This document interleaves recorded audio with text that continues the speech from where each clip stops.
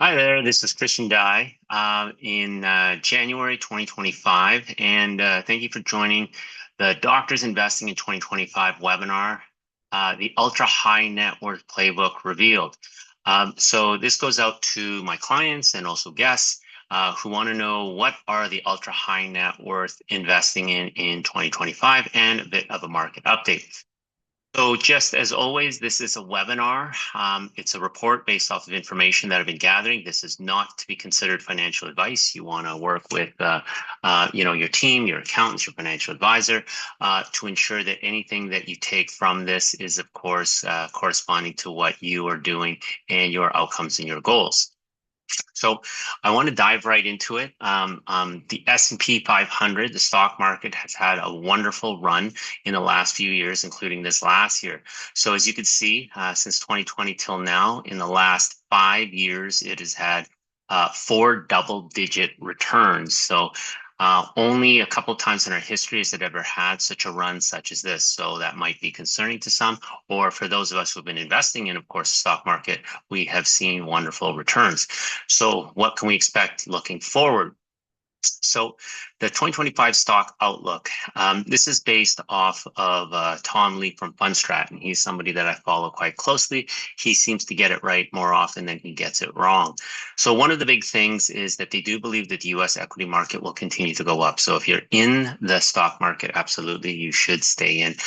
There doesn't seem to be any recession in sight. And whenever there's a new presidency, stock market historically tends to go up, especially if it's Republican, and especially since it's probably one of the biggest agendas on President Trump's mandate.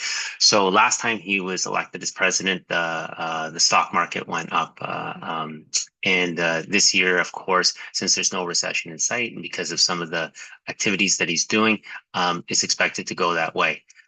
Now, no one is expecting double-digit returns, though. Historically, I did a little bit of research. Only 3 times in the last 100 years have we had consecutive 3-year double-digit returns, especially of this magnitude. So, is it possible? Yes. Is it probable? No. But it is still expected to be in the positive. There isn't expected to be a pullback. So, of course, you want to use your dollar cost averaging strategy. What are some of the concerns over here? He's always a bit of a wild card, Donald Trump, and we're not exactly sure how the world is going to react. So there's the tariffs, his various international policies, and of course, there's always the looming, political conflicts that are going around the world. And something else that I've already mentioned, we're coming off 2 positive 20% straight years. It's very, very rare that you're going to get another one. It's possible, but it's not probable. So some people have even predicted that there will be a pullback. Not too many people are saying that'll happen in 2025, but in the next couple of years, S&P average has averaged about 9. So at some point we have to, accommodate for that average. And if you look at the last 5 years, the average has been in the double digits. So if we're going to get back down to a 9% average, then we're at some point we have to have some sort of a correction. Real estate. So this is a little bit more of that area of our expertise. Interest rates are predicted to go down. We've already seen that with the rate dropping 3 times in the last 6 months. Real estate in general here in Canada has had a slow 2024. And historically, especially us in Vancouver, whenever we've seen a slow period, there tends to be pent up demand. I personally know multiple people, including myself, that are waiting on the sidelines, but we are going to make a real estate move. And so right away, when that move happens, what's going to happen? You tend to have, a spike up in housing prices. And here in Vancouver or Toronto, you might even have the craziness come back. I would not be surprised if the craziness comes back, and those people know what I'm talking about. No subjects, over asking, multiple offers, lack of places going quickly. So what are some facts that we cannot get around? One, there's a lack of housing. Immigration, we have 1 million people coming in per year, and we only have 300,000 new starts in Canada. And we've known that projection for months and years in advance. So there's going to be a disproportionate amount of people and it's going to be causing a lot of pressure on rents. And people who are buying, it'll cause a disproportionate amount of pressure as well. So our prediction is that the housing prices will continue to rise. They're not going to pull back. They're going to end up rising. We've already seen this on the tail end of Q4. Now, what is going to cause some concern is that renewal of mortgages. People are coming up on a 5-year, or a 4-year. If they locked in 5 years or 4 years ago, they probably got in at around 2%. Well, now we're renewing in the fours. So what's going to happen for people who cannot afford that, or people who got maybe a pre-construction condo? There's a bunch of people that are going to have trouble closing on that, or they're not even going to qualify for that. Is that an opportunity? Possibly. And then for those who are, of course, renewing mortgage and can't afford it, I don't think that there's going to be a lot of them that lose their home, but a lot of them are going to be distressed. They're going to have to figure out new strategies on how they even be able to find it. For those of us investors, this problem has always been around, but it's hard to find something that's cash flowing, especially if you're in, Vancouver, Toronto area. Everything is so expensive, and we'll show a couple of examples of what I mean for that. So shifting gears over here, the ultra high net worth. Now, who are the ultra high net worth? Typically, I've read several reports. I'm working on a new book over here, specifically studying how the ultra high net worth invest, because it's very, very similar to our philosophy at Latitude West, with a diversification strategy and different alternative asset classes. But essentially, high net worth is usually over 10 million of investable assets. Ultra high net worth is over 100 million investable assets. So how are these guys with over $100 million of investable assets investing? Well, the group that I've talked about many times is the Tiger 21. So the Tiger 21 is the ultra high net worth advisory group. They have just to join the group, you need a minimum of $10 million of investable assets, and the average investor has about 125 million. There's usually entrepreneurs, investors, executives that are in this group. I like to take a look at what their goals are and how they have been investing. So usually their community focus on wealth building, legacy planning, family relations challenges, and estate planning. They're looking for better than average returns on the benchmark. Otherwise, they would just track the S&P 500. So when we dissect their philosophy over here, the mixer changes slightly each year, but this is a dissection of what they are investing in. In the top right-hand corner, you will notice real estate, which is 31%. In the top left corner, you'll see public equities, which is 21%. That's one of the things I want to focus on. They usually put less than 30% of their assets in the stock market. Why is that important? Because the majority of us has the majority of our money in the stock market, in ETFs, index funds, or with an advisor, mutual funds. So right away, if you're doing that, absolutely. If you like it and you're happy with it, continue doing that. It's just not how the ultra high net worth invest. Okay. Bottom left-hand corner, private equities. Most people do not invest in private equities because they don't have access to it or they don't fully understand it. The majority of people that I've studied in the ultra high net worth space all invest in private equities. So that over there is a quick snapshot of what some of the wealthiest people on the planet are doing. Long Angle Group is another one that I've recently come across. They were just established in 2020. They're considered the future ultra high net worth group, but they define themselves as a high net worth peer group. So the average member had 10 million, and you only need 2.2 million of investable assets to join. So in this one, typical industries are technology, finance, and medicine. So you do have a lot of doctors in this group. It's out of the US. It's a group out of the US. Okay.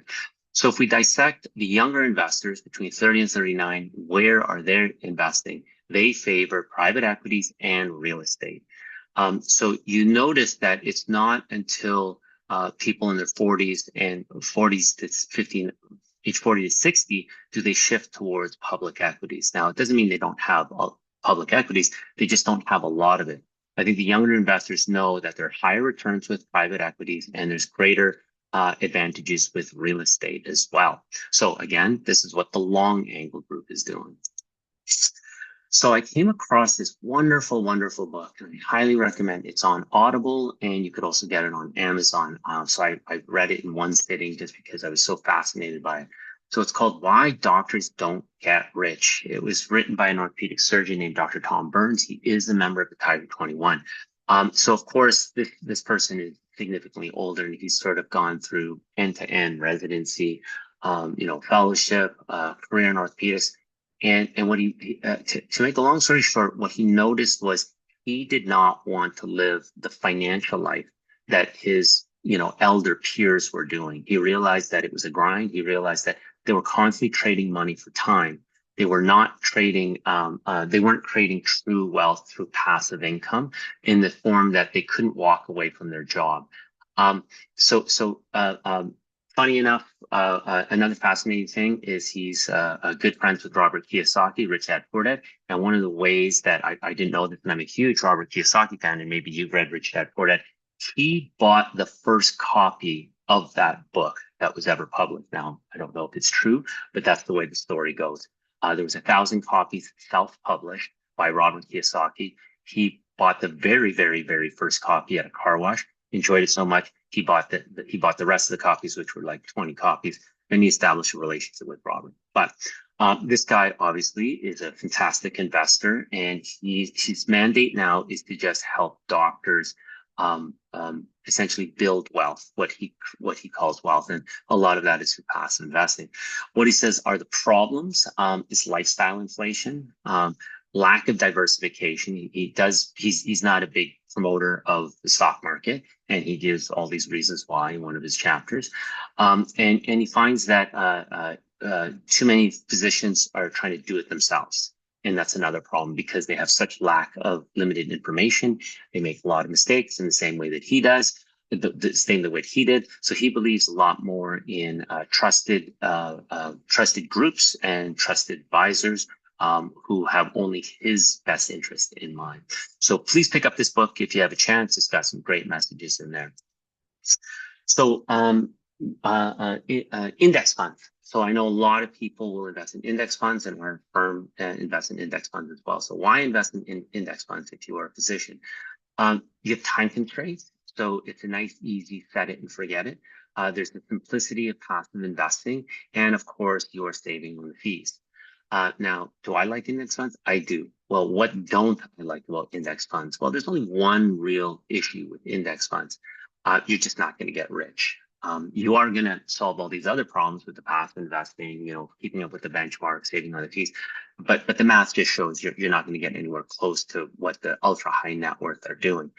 It's a great starting point for a few years, but it's absolutely probably not a great, career building high net worth. It's not going to get you into the high net worth or the ultra high net worth, that's for sure. So again, this is just education. This is not direct financial advice. And if this strategy is working for you and you enjoy doing this, then by all means, don't veer from it. Here's a nice popular index fund, VGRO. So this is a Vanguard fund, very, very low MER, 0.24.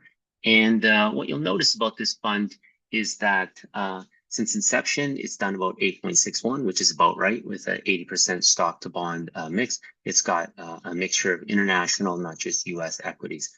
It's had a pretty good run. And this year, I'm assuming it's going to have another great run because we've had these double-digit returns.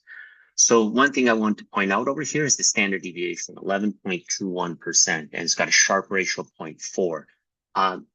Usually a good investment has a Sharpe ratio of over 1% and a standard deviation under 10. So for the return that you're getting on this, it's actually not great for the amount of risk that you're taking on. That's what the Sharpe ratio measures. So here's a question: should I only be investing in stocks? Now, this is kind of one out of the playbook of Dr. Tom Burns. So should I only be investing in stocks? And the quick answer is the ultra high net worth don't do this. Okay. The risk versus reward probably isn't worth it. You have too much opportunity cost, and of course, there's a lack of diversification. So some things that I want to highlight. What has the last 15-ish years produced in actually almost 17 years?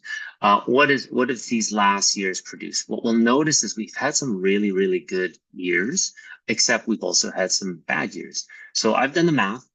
So what's the ROI? About 10.53%. But what I actually want to point out is the standard deviation at 18%. So you're going to get some big swings. You're going to get some big fluctuations. So what if you're just investing in the stock market, ETFs, index funds, mutual funds, doesn't matter. What happens when the majority of your wealth is inside the stock market? And then, of course, you're down 19% or you're down, 15% or down 30%. Well, two things are going to happen. Number one, you are going to continue to dollar cost average. You're not going to change your portfolio at all because you're down. So you don't want to sell when you're down. What will the ultra high net worth be doing? They will be taking advantage and putting large amounts of money and probably doubling or tripling their money. That's the way the ultra high net worth do. That's why they have non-correlated assets inside their portfolio, and they're not swayed by these 20% returns because they know, of course, that can't last forever. So what are the real numbers? It's significantly lower with a significantly higher standard deviation. So if you said, well, Christian, I'm getting these fantastic double-digit returns. So there's this wonderful website that you could put any starting year and any ending year, and it will tell you what the S&P 500 is returned. So I put $100 start year 2010 and year 2024. So last 14-ish years. And what do we find? 14.08%. Well, that is a fantastic return. If we adjust it for inflation, it's actually only about 11%, which is still a fantastic return. So for those of you who says, hey, for the next 40 years of my career, I'm going to be investing in ETF index funds. Let's pause over here. Let's not take a 14-year time frame. Let's take a 24-year time frame. So now what I'm going to do is I'm going to go from 2000 to 2024 S&P 500. What do we notice? You're closer to 7.9%. And if I were to take, of course, the adjusted to inflation, that's about 5.36%.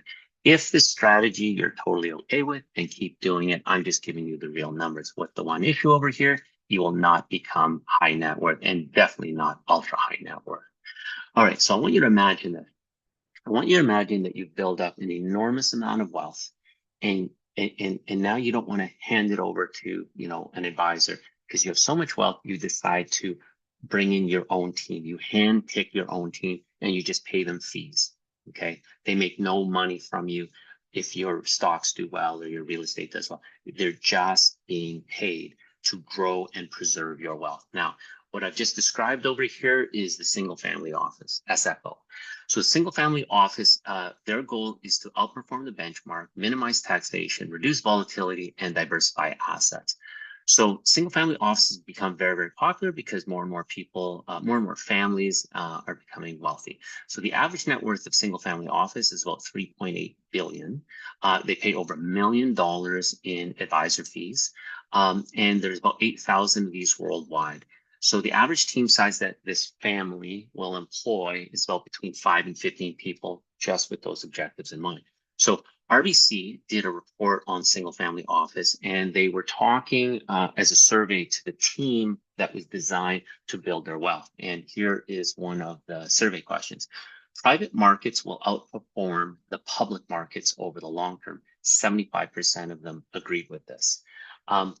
Now, there was also a 90% participation in private equity. So a lot of people don't fully understand private equity and why people invest in it. So private equity is essentially a non-publicly traded company. So it's a private company that's investing your money and giving you a return. So a survey done by the Cambridge Associates showed that when you compare the Russell 3000, which is 3,000 stocks, top 3,000 stocks, so it encompasses the S&P 500 plus another 2,500 stocks, they've returned about an 8.16 over a 25-year time frame. The private equity market saw an average of 13.3, outperforming it. So here on contrarianthinking.com, they took a look as to volatility, that's the x-axis, versus rate of return, that's the y-axis. And what are some of the things we see? The one with the highest risk and the highest return is emerging market equities. Let's see where the S&P 500 lands over here. So it lands lower on the lower on the volatility and a little bit lower on the return. Let's see where private equity lands. Private equity is actually close to emerging markets, but significantly less volatility. So it's actually an asset class that is less volatile with higher return than the S&P 500. So why doesn't everybody do this? Well, Tony Robbins wrote a book called The Holy Grail of Investing, and he wrote a three-part series on investing. And in Tony Robbins' book, he talks about what hedge fund managers, what large institutions, pension funds, what they invest in. And he is saying that the reason why the rich keep getting richer is they've got access to just better investments such, and they understand better investments such as private equity. So he did a 40-year study and said the S&P 500 yielded a 9.2%, whereas the private equity market yielded a 14.28%. And then just to show the math, if you invested $100,000 over 40 years in the S&P, you would have $3.3 million. Nothing to sneeze at. But if you invested in a private equity market as a whole and got your 14.2, you would have had $20 million. So it just shows you the difference between why you want those higher rates of return in a non-correlated asset with actual lower volatility. So what is an example of a private equity firm? For those of you who have no idea, Blackstone is one of the most popular private equity funds over here. So it's a private equity fund, not publicly traded, and they will invest in real estate, infrastructure, private credit, and life sciences. And if someone says, oh, Christian, I own a little bit of Blackstone through my mutual fund, that's because you've got a sliver of them investing in Blackstone, but you are paying the absolute, you're not getting the best version of that return. Nothing wrong with still getting a little slice of it. But if you were to say, hey, I want to go directly to Blackstone, how can I invest with Blackstone, this private equity fund? Well, the returns have been 15.5%. And that's just in the last 10 years over here. And they're projected to keep going up because they're buying up so much real estate in the US right now. So if you said, hey, I want access to this, how do I get this private equity fund? Unfortunately, the minimum investment is $25 million. This is why the rich keep getting richer. They're having access to these types of funds. They're getting fantastic rates of return, and they are non-correlated to the stock market. So they charge an MER of about 2%, and there's no negotiating. There's no way around these MERs on private equity because it's not a fund manager that you're eliminating from the equation. That is the MER they need in order to run their fund. So my argument is we should be combining, if we should take something out of the playbook of the ultra high net worth, we want to combine both stocks and private equity. Okay, so if you invest $100,000 annually for 30 years, so I'm talking, the physician who's got money left over in their corp, if you put it in a VGRO ETF, the one that I've shown, you'd have an 8.6% return with 11.2% volatility. Your net worth after 30 years would be about 12 million. If you combined private equity with public equity, the same thing, and did a mixture of the two, 50-50, you would have a higher rate of return with a lower standard deviation. Your net worth would be over double at 27 million. So I like playing around with the numbers to try to exemplify my point as to why, what the ultra high net worth are doing and why you should consider doing something similar as well. How do you invest in private equity? So the one thing you could do is go find these companies on your own. They're not easy. You're basically, it's like saying, go find a good stock. You're doing a lot of work. You're investigating, but that's problem one. The other problem is going to be that finding one good one, I would not encourage that you put all of your money in one good one. And the reason is because they diversify into multiple private equities. So now instead of buying like one stock, you're actually saying, okay, I want at least 5 or 6 private equity firms that I want exposure to. That means I got to review 50 of them in order to narrow them down to 5 in order to now invest. You're essentially taking a part-time job, but you can do that. If you investigated all of your own stocks and you like doing that, then by all means, go ahead.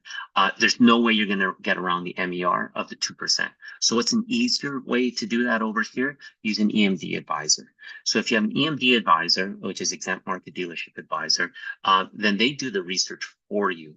They could help to save you on the MERs. Why? Because they could figure out which are the most efficient ones for you and compare the MERs. And there's a tax efficiency. Even if you were to find, the perfect private equity firms, then you now have to figure out which are the most tax efficient ones for your specific situation. The whole point of an EMD advisor is to help you with that. So I understand when people do ETF investing, it's to save on fees. If you do private equity, you are not saving on fees because the fees are all fixed, whether you're going through an EMD advisor or whether you're finding it yourself. So I know that's why we like private equity with Latitude West, because we're able to do the work for our clients and find them the best option. So I'm not going to go over all of our private equity that we do here at Latitude West because we probably do in the neighborhood of about 15 different ones. But this is one of our favorite ones. This is the one I personally invest in. I do not have permission to release the name, and I basically reserve this for the clients that we are dealing with. So 2024, the last report was in end of Q3 of 2024. So they basically returned in the neighborhood. I think we ended 2024 in the low double digits, but year to date at the end of Q3, they were at 7.31. One of the things that I want to highlight about the calendar returns is that if you look back from 2009 all the way to end of year to date 2024, what do you notice? No negative returns. No negative returns. So unlike the stock market with their big swings, this fund had no negative returns. So what was the average return over here? The 10-year return is about 13%. Since inception, it was about 12. So we're aiming for low double digits, which is very consistent with what the other private equity was yielding. It is non-correlated to the stock market, obviously, since we didn't have the big swings of 2021 or the other years of 2018. So what do we notice? Standard deviation of the S&P is 14% over the same time frame. Standard deviation of this particular private equity fund is 5.1. And so this is just one example of a private equity firm that we would encourage people to investigate and to start to get exposure to, but not put it all in one, put it in a basket of about at least 5 or 6. Okay, so why not just invest in stocks? Well, the ultra high net worth needs to diversify. They want non-correlated assets to public market, and they want higher rates of return. So one thing with public equity is you're looking for a longer time frame, much like investing in real estate.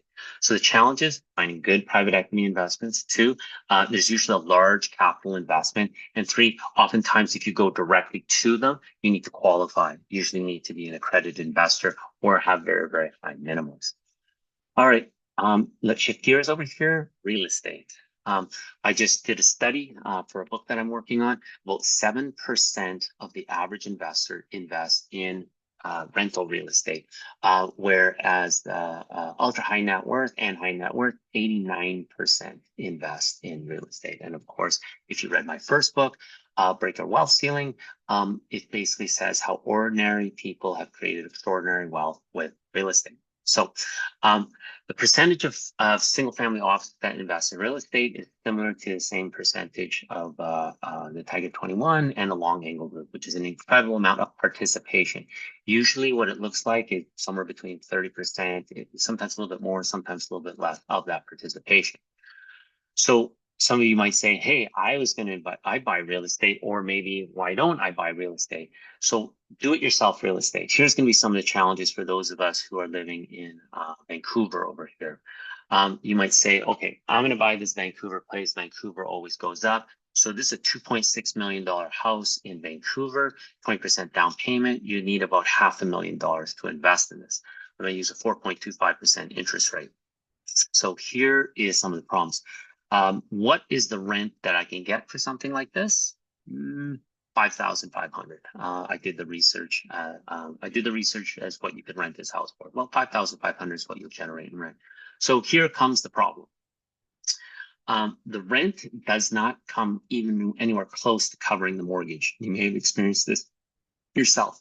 It'll be about negative $6,000 per month.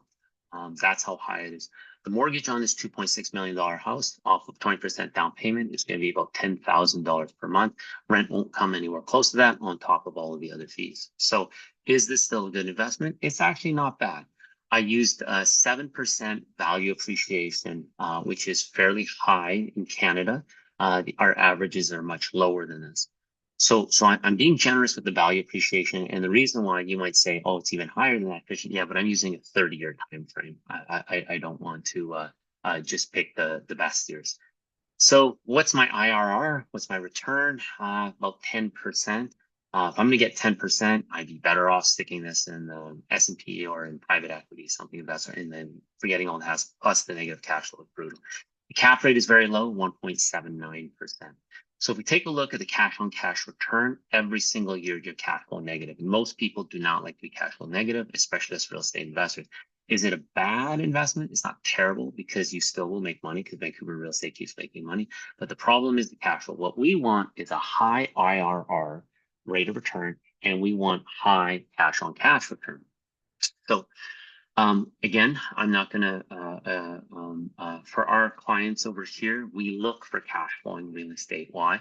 Because our models the philosophy of the ultra high net worth, which is the Tiger 21, which we want real estate, we want public equities, and we want private equities.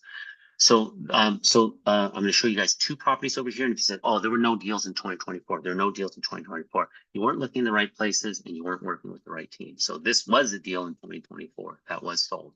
So 2.1 million. It was only 300,000 was the investment that was needed for this at 12% down payment.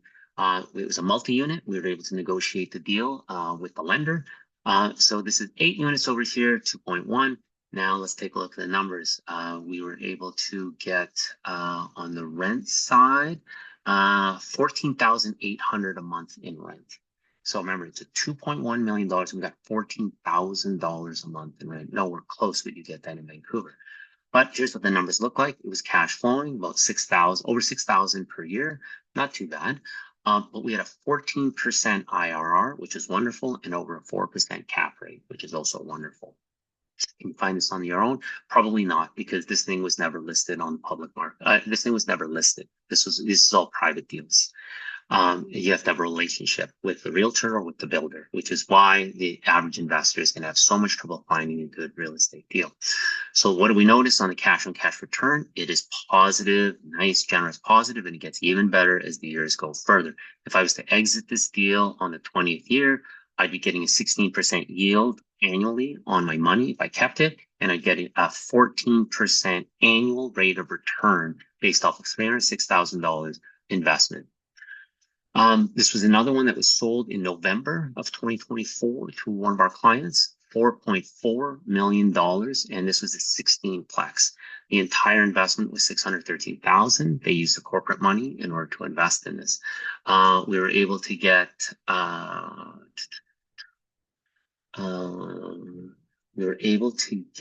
rent at $27,000. There it is. $27,000 a month in rent, and $2,000 per month is our expected cash flow. We're going to get a 19% rate of return, and again, over 4% cap rate. Value appreciation is only at 4%, and we might be under on that one. If we were conservative on the 4%, it was probably, we believe it's probably closer to 5 or 6%, which means it'll be even better. What do we notice? Our cash on cash return is positive every single year. And if they exit in year 10, they're looking at a 19 point, about a 20% rate of return. So do fantastic real estate deals exist out there? Yes. Can you find them on your own? I don't know. Should you be doing this? The answer is, if you want to model the ultra high net worth, yes, you should be diversifying with real estate as well. So where are these cash flowing deals? Well, if you ever wanted to have a conversation with us to learn a little bit more, by all means, book a meeting, and then we can chat a little bit further if you want to get into the real estate space. If you're thinking, I'm just going to invest in real estate here locally in Toronto or here in Vancouver, you're not going to have a lot of luck. We've done that for years and years and years and years, and there's just not a lot of cash flowing things. As soon as the only thing that we can get any close to cash flowing is the Airbnb, and as soon as they remove the Airbnb laws, then it dried up really, really quickly. We did find a couple of decent unicorns here in BC, but not what we were finding in other provinces. But then the issue with the other provinces, do you have the relationship? So a really, really quick story. We had a physician who came to us and they said, Christian, I've been trying to find a multi-unit for the last few years. I've this last year, I have called realtors that I found online, commercial realtors that I found online, told them that I am a serious investor. I've got a down payment. I want to buy a multi-unit. I'm a doctor. And he did this with 4 or 5 different realtors in Alberta, in Saskatchewan, up north in BC, as well as on the island. And he said, give me a call. Here's my direct cell number. If you have something good, I'm going to fly out there directly so that I could buy it. So he told me after 1 year, how many of those realtors did contacted him over the course of the year? And the quick answer was 0, absolutely none. You know, that's the environment that's in there right now. You unfortunately have to kind of be in an inner circle, which means you had to have bought a property from them already. And if those of you have bought a property already as a multi-unit, you completely know what I'm talking about. You are now in the inner circle. If you're on the outside of that circle, it's going to be very hard for you to find a decent deal because most of the good deals are bought before they're even listed.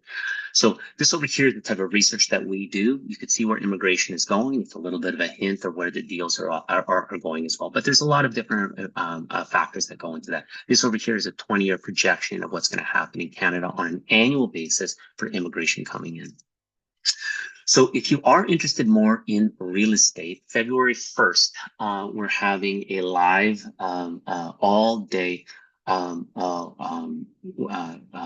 real estate playbook, 6 creative strategies for building wealth. This is hosted by myself and my partner, Kyle Green, who's part of the Green Team Mortgage Group. So we're bringing in expert speakers on 6 different topics.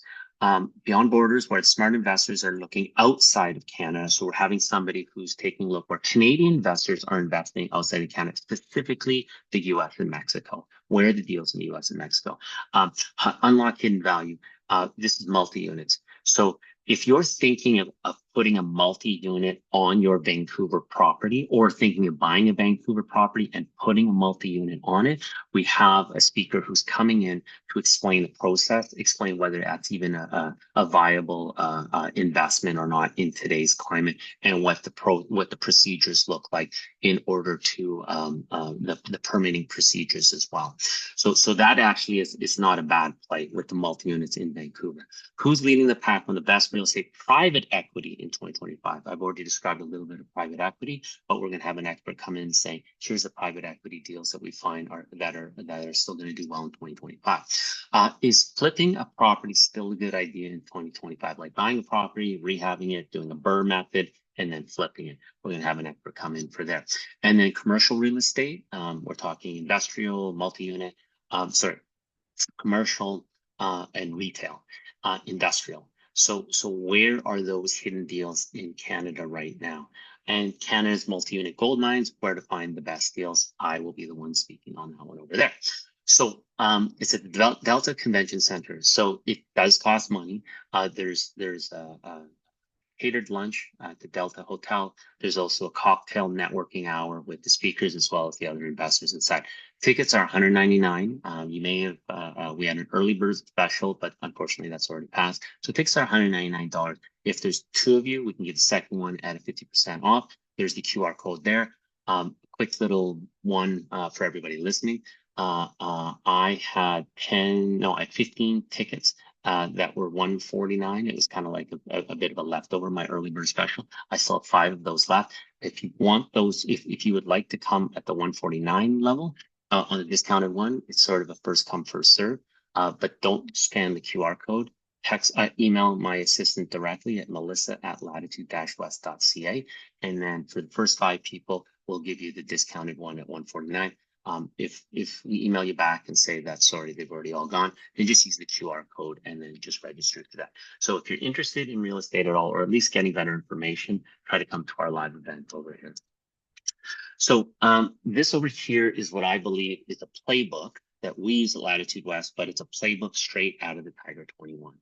So what is our playbook over here? Public stock market, less than 30%. Private equity, less than 30%.